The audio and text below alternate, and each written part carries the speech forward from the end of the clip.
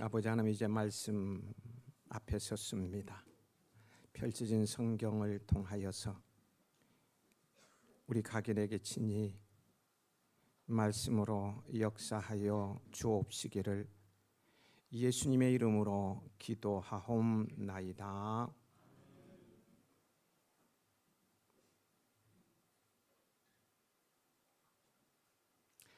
인간 사회에는 동전의 양면처럼 언제나 의리와 배신이 공존해 왔습니다. 역사는 의리로 빛이 나고 배신으로 흔들리기도 했습니다. 충절과 변절은 때로 나라를 세우고 때로는 나라를 무너뜨렸어요. 우리나라 역사 속에서 의리를 상징하는 인물로 고려 말의 충신 정몽주를 빼놓을 수 없을 것입니다. 왕조가 무너지는 길목에서도 정몽주는 고려에 대한 충정을 지켰어요. 의리의 아이콘으로 오늘날까지 화자되고 있죠. 반면 매국노로 비판받는 이완용, 박재순 등 을사오적은 배신의 아이콘으로 평가받습니다. 아이콘이란 어떤 분야에서 상징적인 대표적인 존재로 여겨지는 사람이나 사물을 가리키죠. 우리는 지금 의리의 퇴장, 의리가 퇴장하는 의리의 퇴장과 배신의 일상화, 날마다 늘 있는 이들, 배신의 일상화라는 시대에 서 있습니다. 의리는 사람과 사람 사이에 형성된 신뢰의 끈입니다.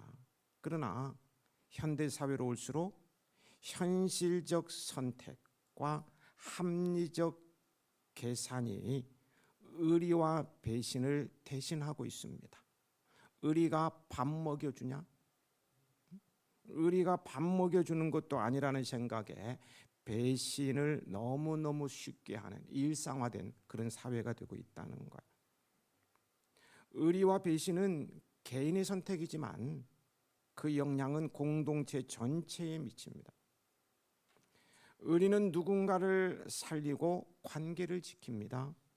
그러나 배신은 당장 이익을 얻을 수 있을는지는 몰라도 결국 신뢰를 무너뜨립니다.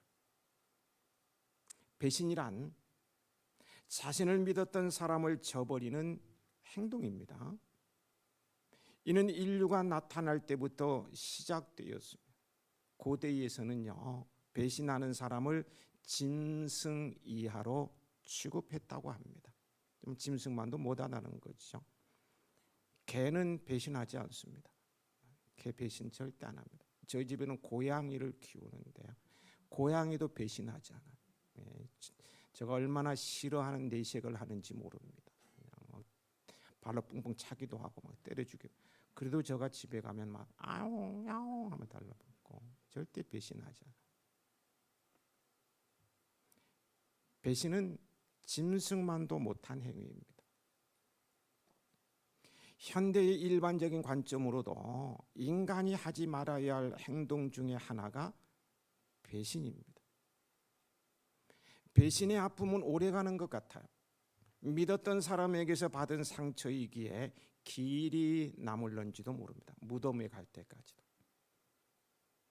오늘 본문에는 성경 속의 대표적인 배신의 아이콘인 가룟 유다의 배신하는 모습을 보여주고 있습니다.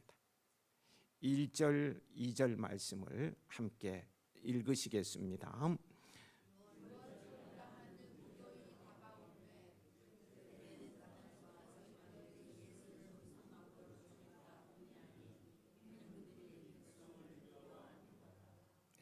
예수님께서 나귀 새끼를 타시고 예루살렘에 입성하신 이후에 그 인기는 가히 폭발적이었어요.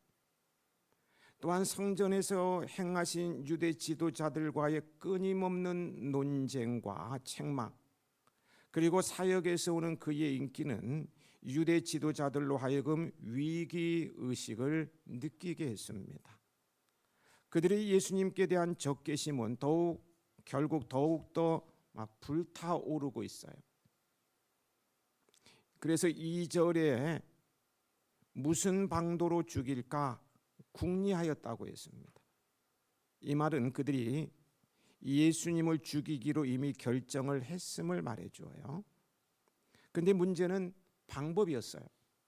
왜냐하면 예수님께서는 언제나 그 인기만큼이나 많은 사람들이 따르고 있어서 함부로 예수님께 손을 대면 분명 엄청난 소요가 발생할 것이기 때문입니다. 백성을 두려워했기 때문이라는 것이죠. 사람은 자기가 하는 일에 대해 정당성이 없으면요, 누구나 사람을 두려워하게 되어 있습니다. 죄를 범한 범인은 형사를 보면 스스로 먼저 도망한다고 하지 않습니까? 이렇게 불의한 자는 위축되고 죄책감에 사로잡히기 마련이에요. 그래서 우리 말에도 도둑이 재발에 들인다 라는 말이 있어요. 지금 유대 종교 지도자들은 그들이 하는 일이 불의한 일이기 때문에 백성들을 두려워하고 있는 거예요. 당장 잡아 죽이고 싶지만 백성 두려워서 어떻게 할까? 그래서 그들은 당당히 공개적으로 일을 진행시키지 못하고 숨어서 그 일을 진행시키려 했던 것입니다. 그런데 마침 예수님의 12 제자 중 하나였던 가룟 유다가 예수님을 백성들이 동요하지 않도록 비밀리에 넘겨줄 것을 자원하고 나섭니다. 기가 막힌 타이밍으로 서로 의기투합할 수 있는 장이 열린 거예요. 한편 이 마태와 마가도요, 이 사건을 기록하고 있습니다. 그러나 마태 및 마가와 누가는 가룟 유다의 배신의 원인을 서로 다른 각도입니다. 각도에서 찾고 있어요. 마태와 마가의 경우는 배신의 동기를 그의 물질적 탐욕에서 찾는다면 누가는 사탄의 유혹이 그 원인임을 밝힘으로써 더 근본적인 배신의 동기를 보여주고 있습니다. 3절을 같이 읽습니다.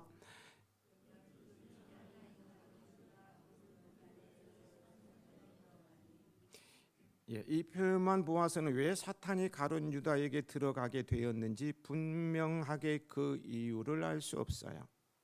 그러나 요한복음 12장 6절에 그는 도둑이라고 증언하고 있어요.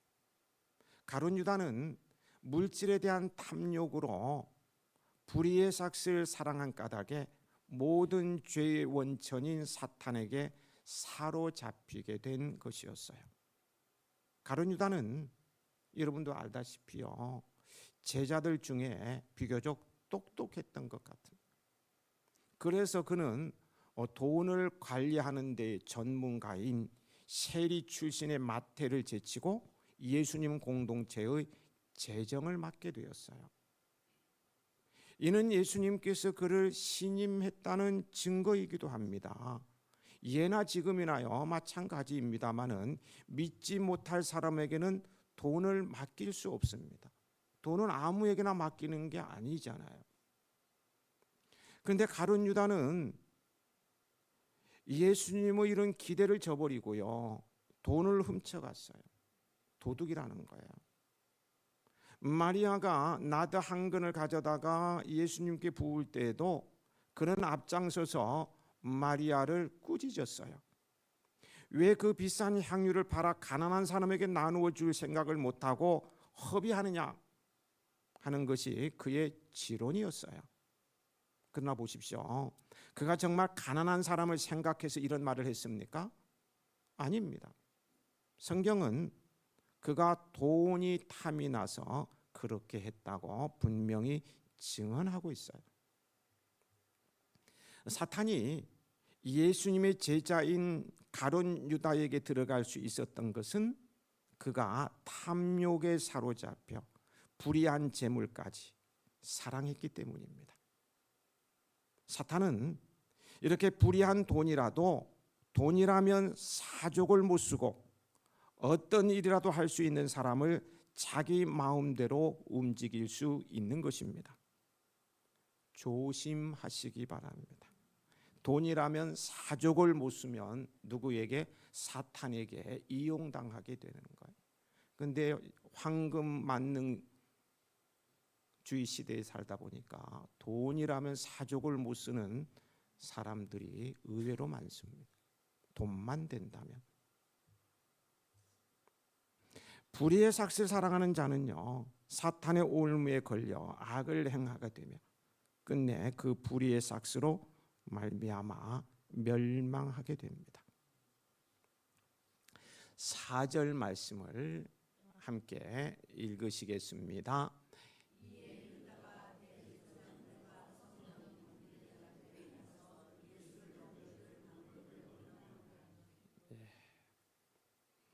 가룟 유다는 그가 예수님의 12제자 가운데 재정을 맡을 정도로 예수님의 신뢰가 두터웠다면 자신의 스승이자 메시아이신 예수님께서 위기를 당했을 때 다른 제자들보다 앞서서 예수님을 그 위험으로부터 힘써 지켜야 하지 않겠습니까? 그것이 사람의 당연한 도리입니다. 그런데 그가 사탄의 지배를 받고 나자 정반대의 일을 한 거예요. 대제사장과 성전 경비 대장들의 악한 계획을 어떻게 해서든지 간에 막아야 할 그 사람이 그 악한 일에 가담하여 예수님을 배반했어요. 돈 때문에 배반했어요. 너무 추하죠.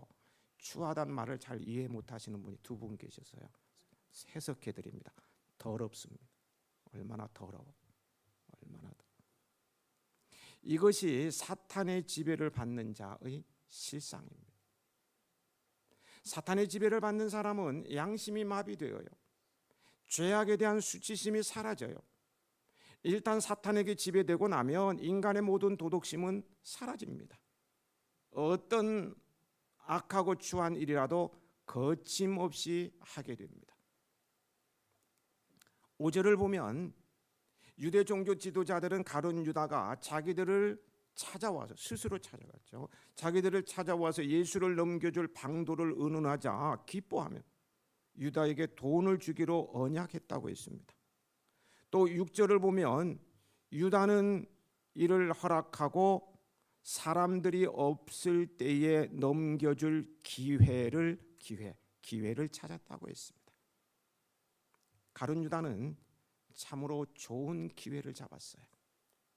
대제사장과 서기관들이 예수님을 잡고자 하는 열망으로 가득 차 있을 때에 그들을 찾아갔으니 말입니다.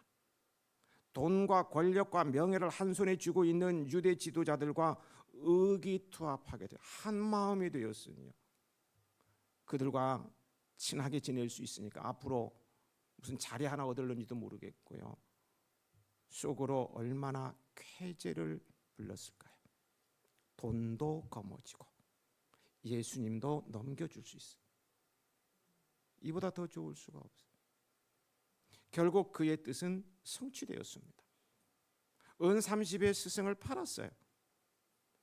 기회에 강한 그라고 말할 수 있어요. 돈에 관한 한 기회를 놓치지 않는 그라고 말할 수 있어요. 그는 기회 앞에 배신도 두려워하지 않았어요. 그런데 이 모든 것이 그에게 가져다 준 것이 무엇이었습니까? 행운이었습니까? 마음의 기쁨이었는가요? 성경은 그가 결국 그 일로 괴로워했다고 증언하고 있어요. 그것들은 다 얻은 것 같은데 괴로워했어요. 더 나아가 자살, 그렇죠? 자살로 자기의 생명을 마감하지 않으면 안 되었다. 성경은 증언하고 있습니다. 배신자의 비극적인 결말입니다. 여러분, 좋은 기회를 놓치지 않는 것은 좋은 일입니다. 때를 얻기는 어렵고 놓치기는 쉽다고 했습니다. 그러므로 좋은 기회가 올 때 우리는 그 기회를 잡아야 합니다. 그러나 우리가 불의를 행하면서 좋은 기회를 잡는 것은 멸망의 전조 이외에 아무것도 아님을 알아야 합니다. 우리가 잘 아는 요나 선지자를 보세요. 니느웨로 가라는 하나님의 명령을 거부한 그가 항구로 갔을 때 때마침 다시스로 가는 배가 기다리고 있었어요. 얼마나 좋은 기회입니까?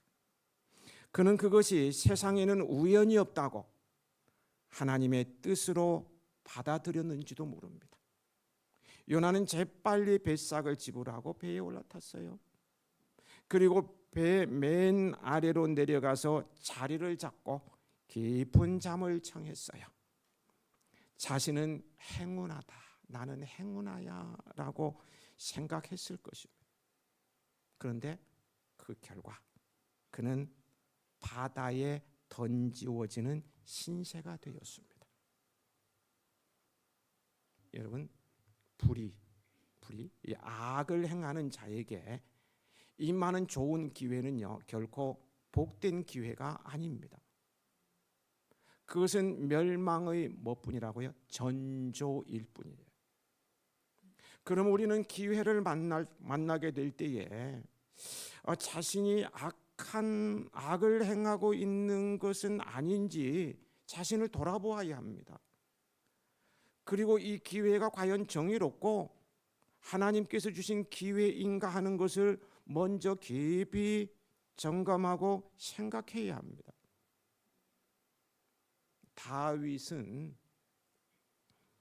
자신을 철천지 원수같이 여기고 너무 집요했죠. 아주 집요하게 죽이기 위해 추적해오는 사울 왕을 엔게디 황무지에서 드디어 죽을 기회를 잡았어요.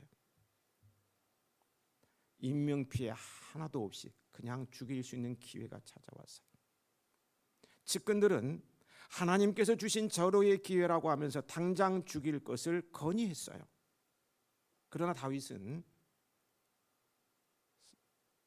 사울을 죽이지 않았지요.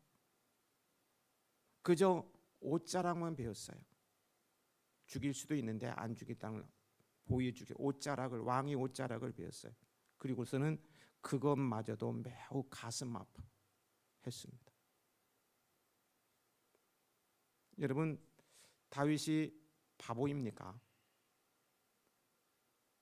왜 그런 좋은 기회를 그는 살리지 못한 것입니까? 그러면 왕의 자리가 더 빨리 자기에게로 찾아올 수 있는데 그 기회를 왜 살리지 않는 것입니까? 그것은 그렇게 사람을 죽이는 것을 기회라고 생각하지 않았기 때문입니다. 다윗이 왜 성군이 뭐예요? 덕이 아주 많은 그런 왕이죠. 존경받는. 왜 그런 성군이 되었겠습니까? 바로 이와 같은 의리의 마음과 신앙을 가지고 있었기 때문입니다. 여러분들도 모든 것을 기회라고 생각하지 마시기 바랍니다. 그것이 악한 일과 관계된 것이라면, 그것이 배신의 결과를 가져온다면 좋은 기회가 주어질지라도 두려워하시기 바랍니다. 그것은 멸망의 전조이기 때문입니다. 전조예요. 여러분은 아무리 좋은 기회를 맞이한다고 하더라도요, 그것이 하나님께서 주신 기회인가를 깊이 생각하셔서 행동할 수 있기를 바랍니다. 가룟 유다는 현세적 복과 이기적인 만족만을 줬다가 그것이 충족되지 않자 급기야 메시아이자 스승이신 예수님마저 팔아버리고 말았어요. 세상에 이런 배신이 어디에 있겠습니까? 결국 그는 인류 역사의 무대에서 배신자의 상징인 아이콘이 되어버렸어요. 만일 우리도요, 현세적인 복과 이기적인 만족만을 쫓는다면 사람을 배반하는 추한 자, 더러운 자가 될 뿐만 아니라 가룟 유다처럼 언젠가는 예수님을 배반하고 비극적인 운명에 처해지게 될 것입니다. 그러므로 우리는 우리의 눈을 하늘 위에 두고 이기적인 만족이 아닌 영적인 만족을 추구하며 살아가야 하겠습니다. 레오나르도 다빈치가 최후의 만찬을 그릴 때 있었던 유명한 일화가 있습니다. 대부분 다 아실 것 같지만 다시 한번 들어보시죠.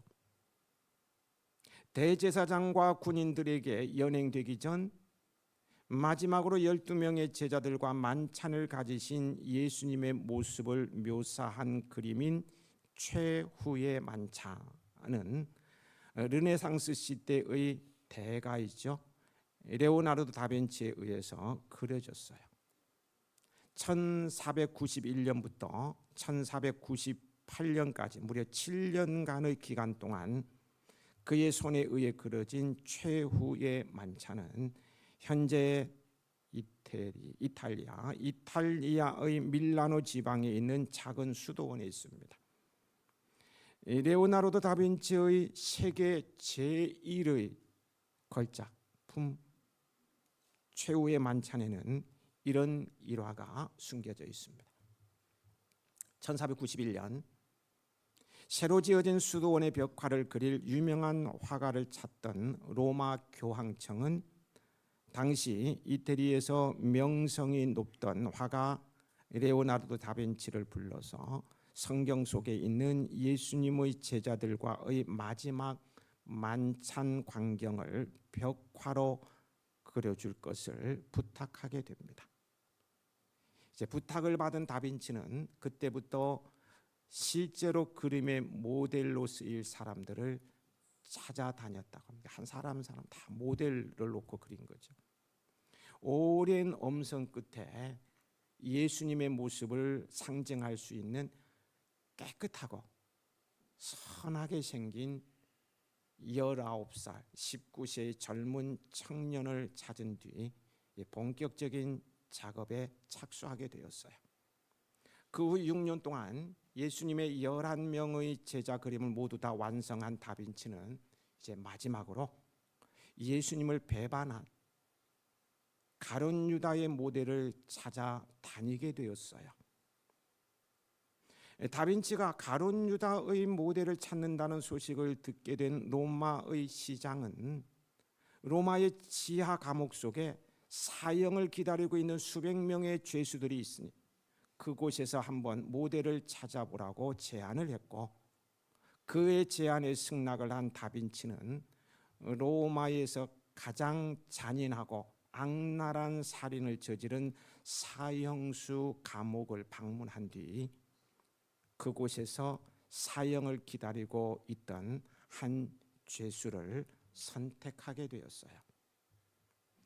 1500년 전 유대 대제사장과 바리새인들에게 은화 몇 개를 받고 예수님을 팔아넘긴 아주 못된 사람의 얼굴을 그리겠다고 묘사한 다빈치는 몇 달에 걸친 작업을 통해서 유다의 모습을 완성한 뒤 모델은 이제 감옥으로 돌아가도 좋다고 통고를 하였어요. 연행되다 갑자기 결박을 풀고 다빈치 앞에 무릎을 꿇은 살인범은요, 다빈치에게 계속 나를 모르느냐고 계속 질문을 하였어요. 다빈치는 난 당신 같은 사람을 내 인생에 만나본 적이 없어 라고 아주 냉소적인 답변을 했습니다. 순간 젊은이는 다빈치가 완성한 그림 이름이 뭐예요? 최후의 만찬. 방송실 최후의 만찬 띄워주시겠어요? 최후의 만찬.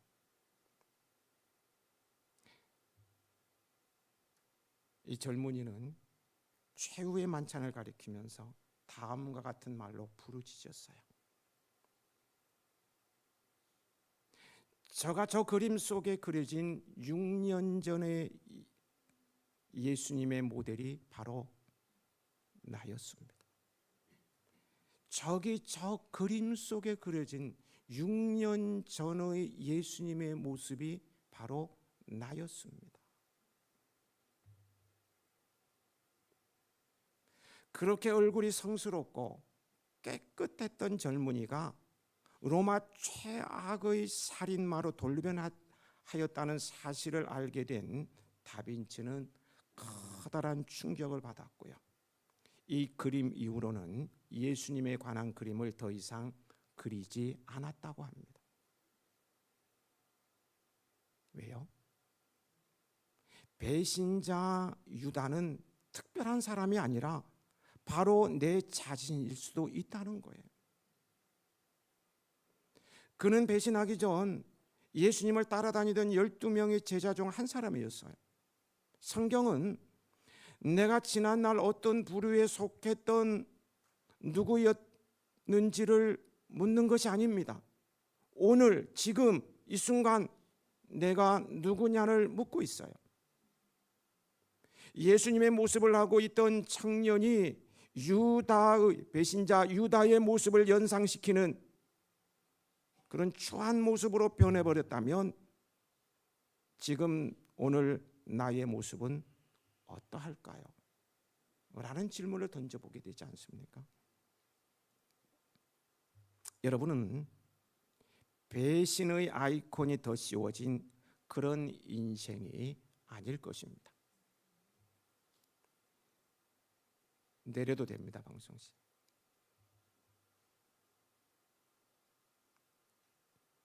우리 해야인들은 배신이 아닌 끝까지 내 인생이 다하는 그 순간까지 의리의 아이콘이시길 축복합니다. 축복합니다. 성경에 나오는 의리의 아이콘이 되시 축복합니다. 아멘 했으니까요. 성경에 나오는 의리의 아이콘 남녀 한 사람씩 소개하면서 오늘의 말씀을 마무리 짓고자 합니다. 앞에서도 다윗을 언급했습니다마는 다윗과 요나단의 우정은 성경의 가장 유명한 의리의 사례 중 하나입니다. 다윗에 대한 요나단의 의리, 충정이죠. 의리를 보면 요나단은 아버지 사울 왕이 다윗을 죽이려 할 때 자신의 목숨을 걸고 다윗을 보호했어요. 그는 다윗이 미래의 왕이 될 것을 알면서도 그를 시기하지 않고 신의를 지켰으며 서로의 후손에게까지 언약을 맺었어요. 다윗 역시 훗날 왕이 된 후 요나단의 아들 무비보셋을 돌보며 그 의리를 잊지 않았어요. 다윗은 요나단과의 의리뿐만 아니라 하나님을 향한 의리 신앙으로 이스라엘의 성군이 되었습니다. 가장 존경받는 덕 있는 왕이 된 거예요. 낯선 타지에서 남편과 두 아들을 모두 잃고 홀몸으로 고향에 돌아가려는 시어머니를 혼자 보내지 않은 룻은 모압 여인이면서도요 모압 땅의 나무라는 시어머니의 권유를 거절하고 내게 어머니를 떠나며 어머니를 따르지 말고 돌아가라 강건하지 마옵소서. 어머니께서 가시는 곳에 나도 가고 어머니께서 머무시는 곳에서 나도 머물겠나이다. 어머니의 백성이 나의 백성이 되고 어머니의 하나님이 나의 하나님이 되시리니 어머니께서 죽으시는 곳에서 나도 죽어 거기 묻힐 것이라. 만일 내가 죽는 일 외에 어머니를 떠나면 여호와께서 내게 벌을 내리시고 더 내리시기를 원하나이다 라면서 끝까지 함께 할 것을 맹세했어요. 이러한 헌신적인 의리죠. 헌신적인 의리는 보이지 않는 하나님의 도우심으로 훈훈한 결말을 맺게 됐다는 사실을 잘 아실 거예요. 그녀는 시어머니의 중재로 보아스를 만나서 행복한 가정을 꾸리게 되고 예수님의 족보에 그 이름이 오르고요, 다윗 왕의 선조가 되었습니다. 이보다 더 좋을 수가 없어요. 여러분, 신앙은 의리로 지켜지는 것입니다. 의리의 신앙은 하나님과의 관계에서 나타나는 신앙적 태도로 은혜를 잊지 않고 신의를 지키며 어려움 속에서도 믿음을 포기하지 않는 것을 말합니다. 또한 신앙 공동체 안에서 성도 간에 서로 존중하고 신의를 지키는 삶의 태도를 말해요. 은혜를 받았다면 갚을 줄 알아야 합니다. 우리가 주님께 은혜를 입었습니다. 여러분, 주님께 은혜를 입으셨는가요? 한번 용감하게 용기를 내보시기 바랍니다. 나는 주님께 은혜를 입은 것이 하나도 없다. 손 들어보세요. 거꾸로 얘기할까요? 네. 다 은혜를 입으셨네요. 손을 안 드는 거 보니까. 우리는 다 은혜를 입었어요. 그래서 조금이라도 그 은혜를 갖고자 하는 마음으로 신앙생활을 열심히 하게 됩니다. 예배 자리에 참석하게 되고요, 봉사를 찾아가면서 하게 되고요, 계산하지 않는 봉사를 하고 막 시간, 물질 투자하면서 봉사, 주신 은사에 감사하면서 헌신하게 되고요. 이것이 의리입니다. 다른 게 의리 아니에요. 이게 의리예요. 주신 은혜를 갖고자 하는 게 의리라고. 목사에게 받은 은혜가 있기에 조금이라도 갖고자 하는 마음으로 제가 뭐 하십시오 하면 예, 순종한다고요. 유모에게도 받은 은혜가 있기에 조금이라도 갖고자 순종하는 것입니다. 이것이 뭐라고요? 의리입니다. 의리예요. 의리. 자신에게 유익할 때는 잘하는 것 같은데 자신에게 손해가 될 때는 사라지는 그것은 의리가 없는 거예요. 공동체의 유익보다는 자신의 유익만을 챙기는 것도, 자신의 생각만 고집하는 것도 의리가 없는 거예요. 의리의 퇴장과 배신의 일상화 시대라 할지라도 우리는 의리를 지키는 자가 되어야 합니다. 우리 하나님은 의리의 하나님이시기 때문에 그 하나님을 믿는 우리는 당연히 의리를 지키는 자가 되어야 해요. 신앙의 의리를 지키는 성도가 되십시다.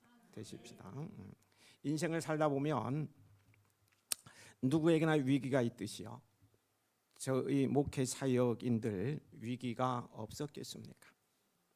그런데 그럴 때마다 묵묵히 신앙의 의리를 지켜주신 분들이 주마등처럼 떠오르면서 나는 참 복도 많다 라는 생각을 했습니다만, 주님 앞에 서는 날까지, 주님께서 부르시는 그날까지 의리의 하나님 앞에 또 성도 간에 신앙의 의리를 지키며 꿈이 있는 아름다운 동행을 하는 우리 해야인들이 다 되길 소망하며 축복합니다.